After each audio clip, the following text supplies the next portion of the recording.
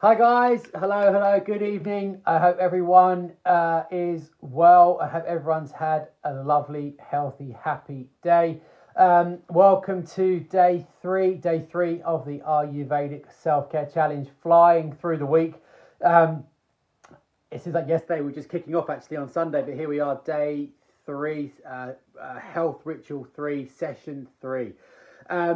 So just wanted to start by saying a massive thank you for all of the responses regarding self-massage and also waking earlier. We've had some beautiful photos today of where people have been waking up, watching the sunrise, watching the dawn break. Had some beautiful responses about self-massage. Actually, some people who've said they've done it in the past, but have kind of lapsed from doing it for many years. But some really interesting posts from people who've never tried self-massage before and tried it today and said kind of what a powerful way, above and beyond all of the benefits we spoke about yesterday, what a powerful way it is of actually connecting with our body. How's our body feeling? Any aches or pains or any kind of joint problems, or where it feels good, where it feels tender, just a real kind of self-connection. So it's really interesting hearing your responses, how you found self-massage. So a massive huge kudos for everyone for pushing themselves out of their kind of safety blanket, doing things they haven't done before, getting up earlier, watching the sunrise, trying self-massage, trying all these things. It can be, daunting if they're completely new to you, so massive well done to everyone for committing, for showing up, to have 50, 70, 100 people during these lives showing up again and again. It means the world to me. So a massive, like I say, pat on the back for trying this, a massive pat on the back for, all the effort and commitment that everyone is showing. Okay, it really, it will pay dividends down the line. Okay, guarantee you that much. So a big welcome to everyone who's joining. Like I say, I hope everyone's had a lovely day. And again, just generally speaking, thanks for all the posts on the Facebook page above and beyond the kind of the ones about the self-massage.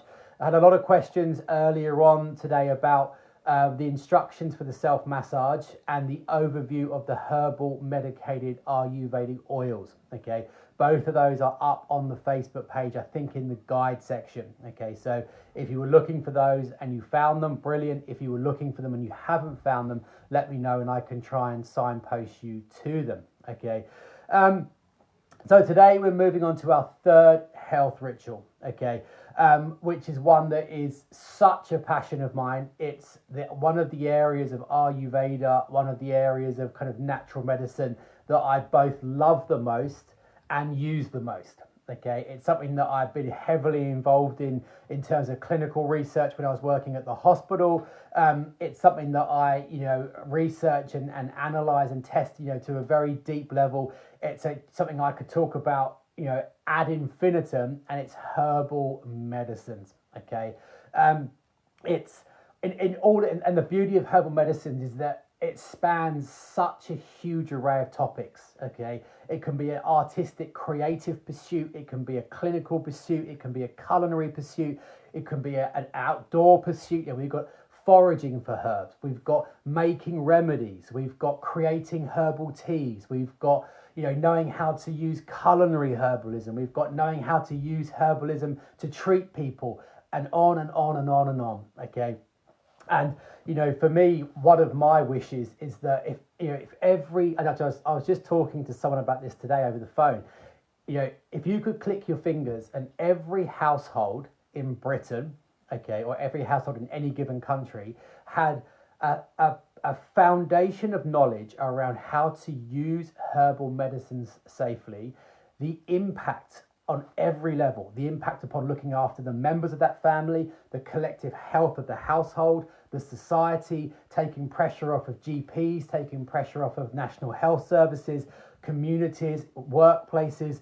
It is that powerful. Okay, it's one of my deep wishes is before I breathe my last breath, that we try and get as many people, as many households as possible, understanding that if their husband comes down with tension headaches, you can use this treatment, you can use this evidence-based herb. If your 15-year-old son comes down with a really bad respiratory infection, you know how to use elderberry, you know how to use echinacea, or whatever it is, because it's so empowering, it's so enlightening, it's so effective. Okay. And it offers health transformation. You know, herbal medicines offer an avenue of health transformation that I think it's very hard to get in such a powerful way anywhere else. Okay, and the power of the beauty of herbal medicines is that it spans ancient to modern. Okay, what we're going to be talking about today, the herbs we're going to be talking about, you know, are, you know, ones that have been used, you know, for thousands of years. Traditionally, and that traditional knowledge base is really important. And yet you fast forward to the 21st century and, you know, what do you see? You see robust published clinical evidence saying the same thing. And the power of herbs is that they're able to work on every level of the body. Okay, there is evidence now, published clinical evidence, to show that herbs can impact upon our genes, okay, our genetic expression, the way our genes work to control our body. Herbs affect our cells, they affect our tissues, they affect our organs, they affect our whole physical body, they affect our mood, our mind, our psychology, our hormones, everything. There's not one component of what makes you, you, and me, that can't be positively modulated by herbal medicines, okay? And that makes it so powerful and so unique. And, you know, I often kind of say tongue-in-cheek that, you know, if I applied for a Bill Gates Foundation grant and he gave me 5 million, the study that I would probably use that money for would be to look at like 2 towns of 10,000 people. One town gets given instructions on how to use the kind of herbs we're going to talk about today. The other herb doesn't. The other town doesn't. 10,000 people using them, 10,000 people not using them.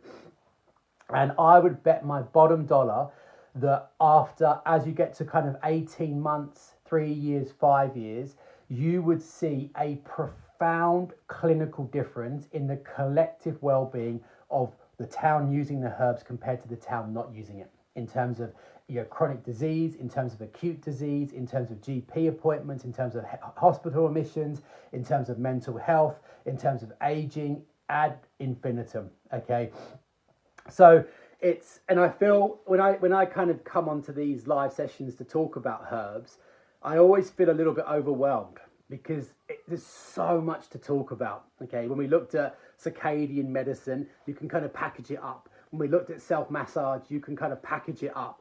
But when we're talking about herbs, it just kind of just extrapolates into this huge area. And it, you know, I wish I could just kind of click my fingers and impart all of the knowledge of herbal medicine, Ayurvedic herbal medicine that Ayurveda offers us, and just kind of, you know, transfuse it into everyone, because it's truly life-changing. And, you know, because there's so many bits to it, like I say, I mean, I think one of the most powerful aspects of herbal medicine is actually culinary herbalism, okay? And it's something we're going to talk about subsequent in a later session, because if we look at the four primary classifications of herbal medicines in terms of practical usage, okay, it's easiest to break them down into 4 areas, okay? The first one is called Rasen yanic herbal medicines, okay? So we're going to cover this in more detail tonight in a minute, okay? But Rasenyanas or Rasanyanic herbs, the conceptual translation of a Rasenyana is that which destroys aging and disease, okay? And there's some just phenomenal Western and clinical research to support that notion. So these are herbs that bolster energy, bolster health, prevent disease, maximize longevity. That's kind of the first classification. These are our tonic herbs. The second classification is called reactive herbalism, and this is something that, you know, it's too big to talk about in this context. I know there's loads, looking at the names here, I know there's loads of people here who are in the Ayurvedic Mentor. I know lots of you guys have actually joined today. It's been interesting to welcome you into that community. So I'll talk more about the Ayurvedic Mentor later in the week. But, you know, in there, you know, there's obviously, you know, masses of volume and masses of content on reactive herbal medicine. And reactive herbal medicine is how you know how to use herbs to reactively treat problems. So whether it's a respiratory infection, a really bad flu, a sore throat, depression, constipation, eczema, any of the 101 common household ailments we all fall prey to, every or 90% of those household ailments, there is robust clinical evidence to show that herbs offer efficacy.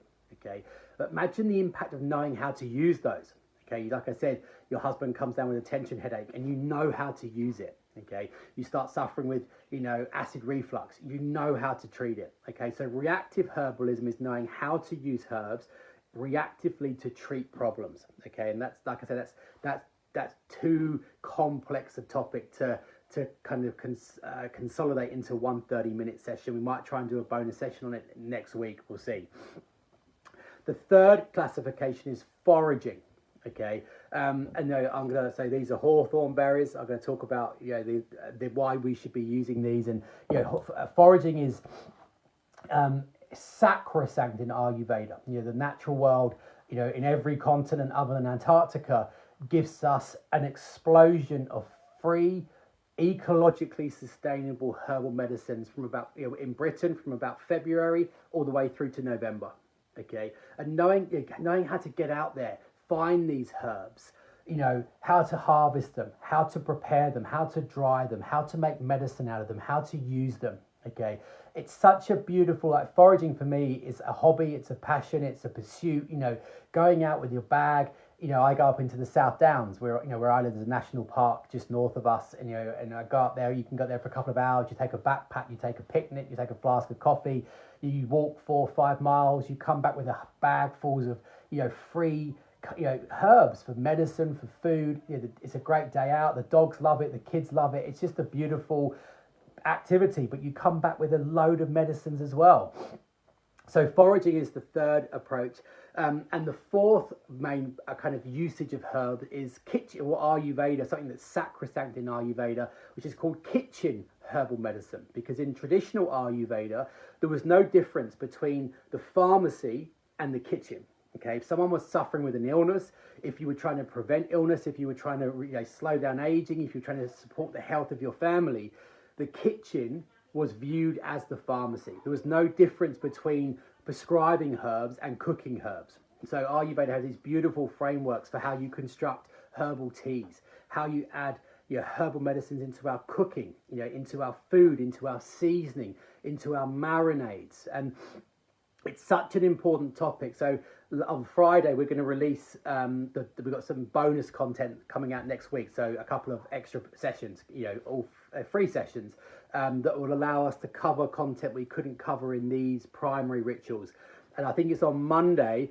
And we're going to do a bonus session on kitchen herbal medicine, okay, culinary herbalism, okay. But tonight, what I want to talk about is the Rasen yanic herbs, okay, is the tonic herbs. So, like I said, Rasen yanas are I think the area of Ayurveda that is most relevant to us living in the 21st century Western world. Okay, it's probably the area of Ayurveda I talk about the most and write about the most because it's so relevant. So because we all need to be saturating our body, our cells, our organs with Rasen yanic compounds. Okay, remember, a Rasen yana is defined as that which destroys aging and disease.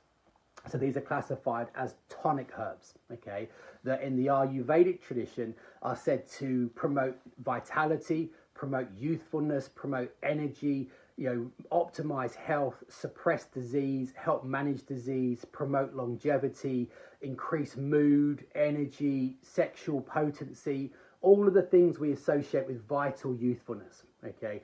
These are the Rasen yanic herbs. But yes, they've got 5,000 years of history and usage to support them. Okay, Rasen yanas are the most famous classification of herbs. But like I think it's important to do is to dovetail that with the published clinical evidence. Okay, like I did yesterday.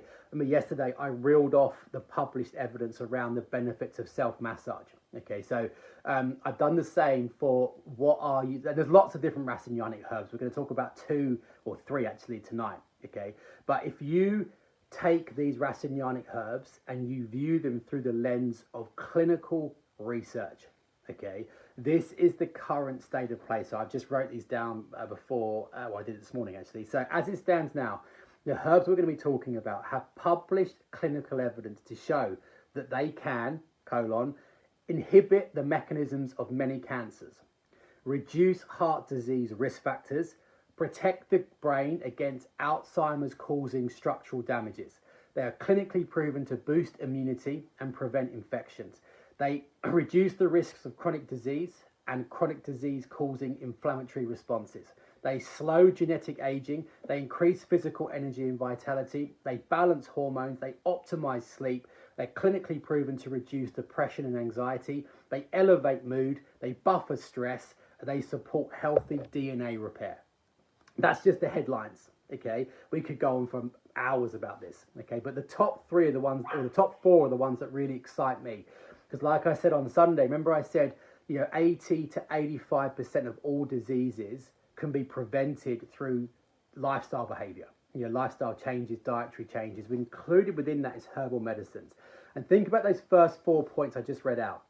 There is published clinical evidence to show that these Rasen yanic herbs can inhibit the mechanisms of cancer, can reduce the risk factors for cardiovascular diseases and strokes, reduce the structural changes that cause Alzheimer's and dementia, and optimize immunity. Okay, those are the things that are going to kill us. 90% of the people taking part in this week are going to die of either cancer, heart disease, or Alzheimer's. And the fact that there are herbs that they're not saying that they can prevent them, but they help reduce our risk factors for them. Okay, so it doesn't matter if we're looking at this through the lens of Ayurveda, which says these are tonic herbs that optimize longevity and health and prevent disease, or we look at it through the lens of clinical medicine. They're saying the same thing. And what they're saying is that these are genuine tonic herbs that offer an almost unique impact upon the body that we can't afford to be missing out of. Okay. And again, like self-massage, we spoke about this gain for effort ratio. The whole self-care movement is based around how do we maximize gain for minimizing effort. And we said that self-massage is at the top of the tree because you get all of these gains for 5 minutes, okay, of self-massage. Not strictly true, because actually the biggest gain for effort ratio is taking herbs, because it takes seconds, okay? So there are lots of different Rasen yanic herbs, okay? Those of you who are a bit more familiar with Ayurveda might have heard of herbs like Guduchi or Rhodiola or Tulsi or Shatavari or Brahmi, lots of herbs. But I want to talk about two that are so suited to right now. If we were doing this live session and it was April or May and the start of summer, we might pick different herbs, okay? Because Ayurveda is seasonal changes are really important. So there's two herbs I want to talk about today. The first one is a herb called Astragalus, okay? And the second herb is one that I think a lot of you would have heard of, which is called Ashwagandha, okay? And the reason, it's worth just briefly touching on the fact that both of those herbs, actually I want to talk about hawthorn berries as well, okay, because they're free. I mean, you can go and get them tomorrow from the hedgerows. But Ashwagandha and Astragalus, it's really important to understand that both of those herbs are roots, okay? When we're using Ashwagandha, there's Ashwagandha root. And when we're using Astragalus, it's dried Astragalus root, okay? So the botanical part of the plant we're using is a root. And that's really important, okay? Because what plant parts do to a plant, they offer similar impacts upon the human body. So what does a root do to a plant? It grounds it, it stabilizes it, it provides nourishment, it provides nutrient delivery, it provides the sap of life. Okay, the root is what allows the plant to flourish. So when we take root-based medicines, okay, they're often the most powerful medicines because they have that quality of rooting. They are grounding, they're strengthening, they're anabolic, they're building, they're immune supporting. Think about Siberian ginseng, think about licorice, think about rhodiola. These are all root medicines. And at this time of the year, autumn, this is the most important time of the year in Ayurveda because it's Vata season. So it's really important we're doing things that are strengthening and nourishing and immunosupporting and grounding. So as it gets colder and darker and seasonal infections increase, we're really upping the ante to maintain our vitality, to maintain our energy, our health, our immune capacity in a more challenging environment. And these are the most powerful herbs for doing that. Okay, so I wanted to, Candida chaga. Okay, I was and ahhing about talking about chaga today because chaga is something I have every day. Okay, I don't know how to fit it in. Again, those of you who joined the Ayurvedic Mentor, we've got a whole series there called Medicinal Mushrooms, and it talks about all of these mushrooms in detail. But chaga is something that I use religiously, okay, because it is, to my mind, the most powerful and perfectly suited medical mushroom for 21st century living, okay.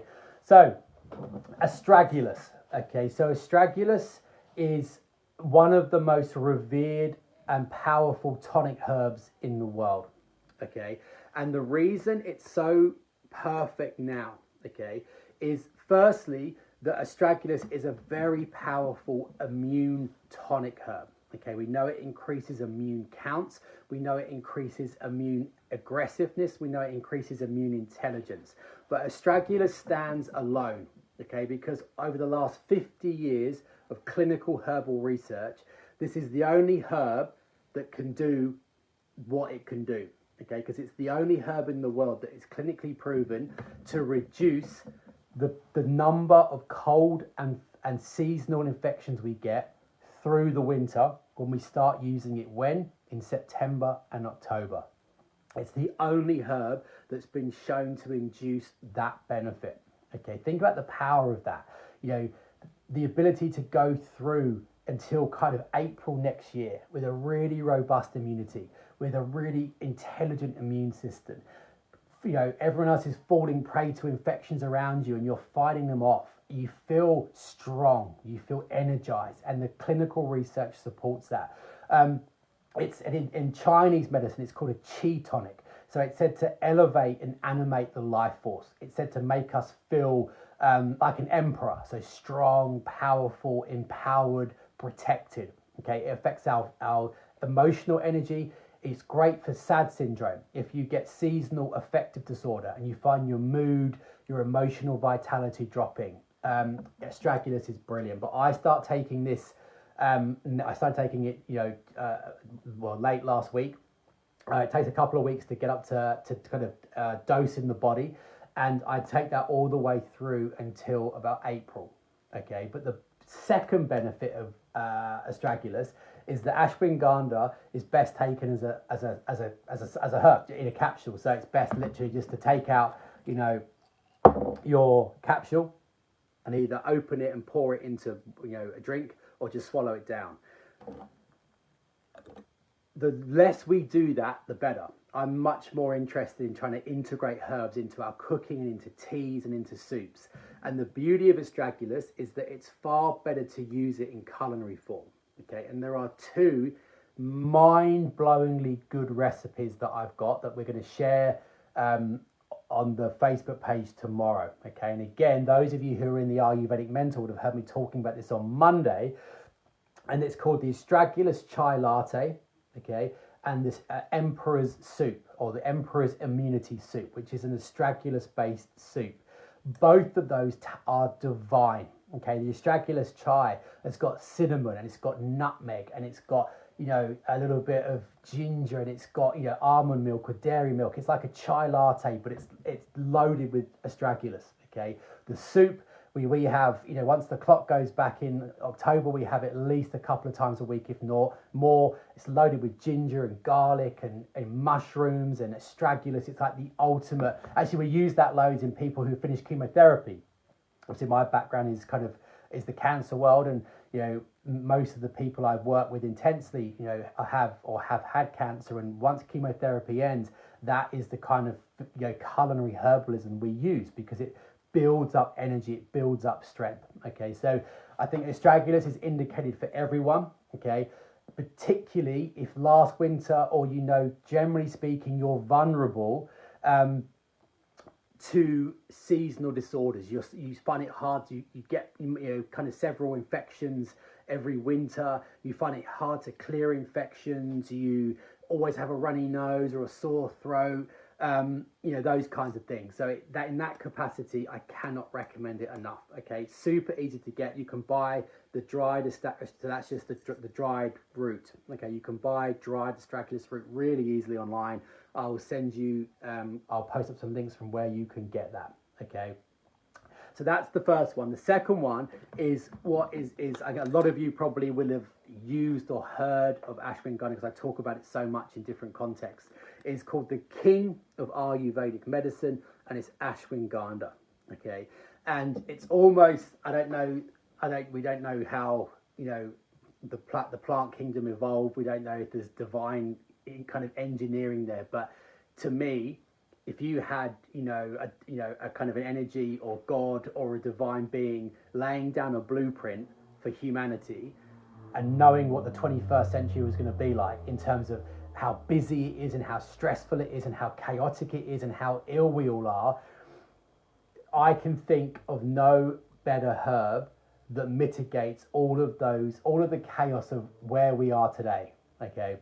I've been involved in research looking at this in the lab, breaking down the chemical constituents, looking at the published research, analysing it, and the more you dive into ashwagandha, the more mind-blowing it is, okay? And the reason it's called the king of Ayurvedic herbalism is because it's kind of the do-it-all herb, okay? It's the one herb. I take ashwagandha every day, like I have done for decades, and I will continue to do that until my dying day probably, because ashwagandha is everything that I've just spoken about wrapped up into one herb. Okay, it's a powerful immune modulator. It has anti-cancer impacts, anti-Alzheimer impacts. It balances hormones. It increases energy.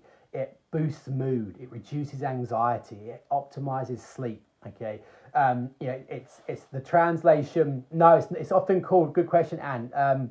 Ashwagandha is often called Indian ginseng, but it's not ginseng. But having said that, Siberian ginseng is almost the same in terms of the benefits as ashwagandha. Okay, and it's so ashwagandha. The colloquial translation is the smell of a stallion.